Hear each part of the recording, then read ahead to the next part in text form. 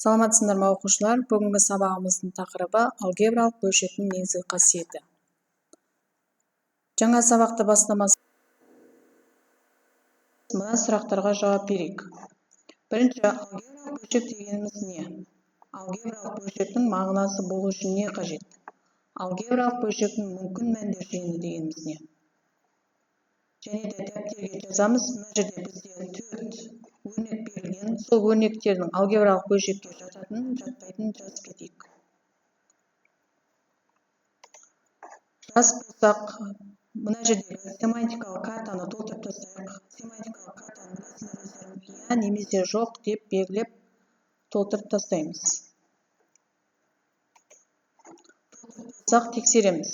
Бірінші сұрақ иә, екінші сұрақ иә, үшінші сұрақ жоқ, төртінші сұрақ иә деп толтырылады екен. Және де біз өткен сабақтарда қысқаша көбейту формуласымен таныстық. Қысқаша көбейту формуласының 7 формуласы бар. Сол 7 формуласын тез-тез сәйкестендіріп тастаймыз. Мысалы, бірінші екі өрнектің айырымының квадраты дегеніміз.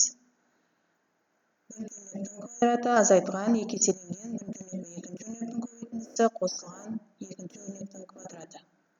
Осылай сәйкестендіреміз. Яғни, бірінші b-ға сәйкестендіріледі. Екіншісін табамыз, үшіншісін солай сәйкестендіріп шығайық. Сәйкестендіріп болсақ, тексеріп өтейік. Біріншісі b болады екен, екіншісі s болады екен жауабы, үшіншісі a, 4f, бесінші формуламыз сәйкестендіріледі екен, ал алтыншы формуламыз емен сәйкестендіріледі екен.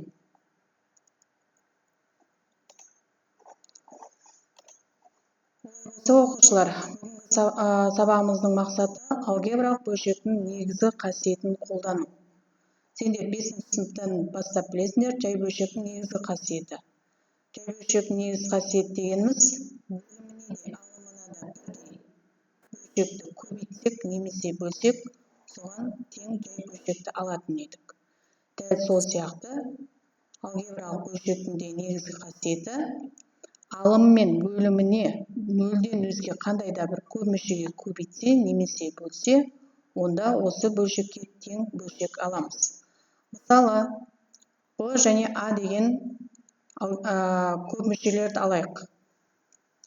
Осы b-ға да a-ға да біз қандай да бір s деген көп мүшені көбейтсек, оған тең көп мүшені аламыз. Яғни, алымына да s көбейтіледі, бөліміне де, яғни b-ға да s көбейтіледі. Мысалы, бірінші мысалға қараймыз. Бірінші мысалымызда 2a қосылған 8s бөлімінде 16s квадрат азайтылған a квадрат. Бізде алымында ортақ көбейткішті жақтан сыртқа шығарамыз, ал көбейту формуласы арқылы өрнектейміз. Жас болсақ, бізде жақшаның іші бірдей болады. Алымындағы жақшаның іші мен бөліміндегі жақшаның іші бірдей болады. Сол екеуін қысқартып тастасақ, алымында 2, бөлімінде 4s азайтылған a қалады. Екінші мысалымыз екеуі де қысқаша көбейту формуласы алымында бөлімінде.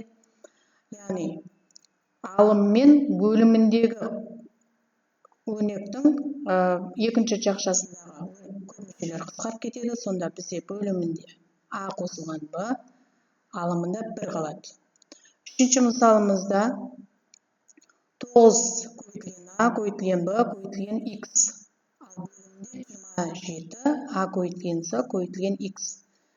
Бізде алымын сол күйінше жазамыз, ал бөлімін 27-ні 9 көбейту 3 деп аламыз.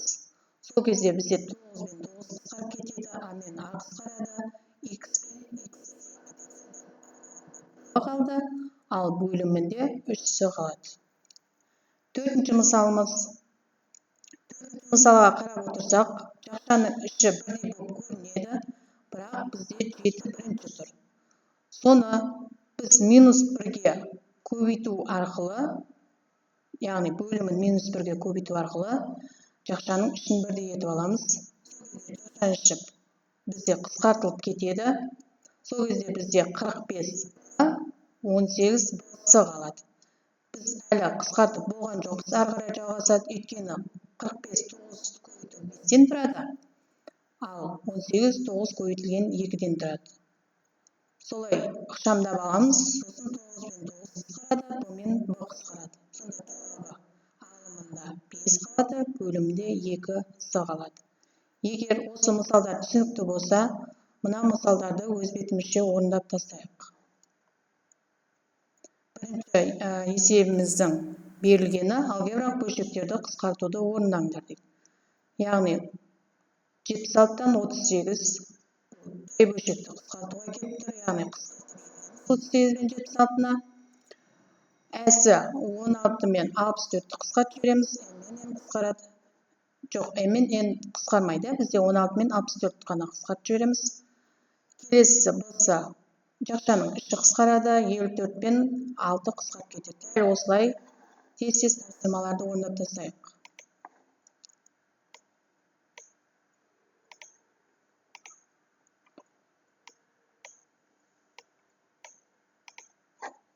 Тапсырмаларды орындап болсақ, біз қазір жұмыс жасаймыз. Біз қазір 5 жұпқа бөлінеміз. Әркім өз жұбының тапсырмаларын алып, тез-тез орындап тастайық. Бірінші жұпқа бірінші есеп, екінші жұпқа екінші есепті аламыз, үшінші жұпқа үшінші есеп. Осылай тапсырмаларды алып, қысқартуды орындаймыз. Қысқартуды орындаған кезде оқушылар, бірінші біз ұқсас ортақ көбейткіш бар ма? Соны анықтап аламыз. Ортақ көбейткіш бар ма? Одан кейін қысқаша көбейту формуласы арқылы көп мөлшерлерді қысқартып тастаймыз.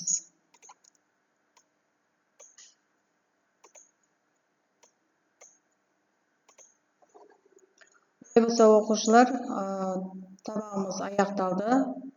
Маған кері байланыс береміз. Яғни сендерге кері байланыс көрсетілді.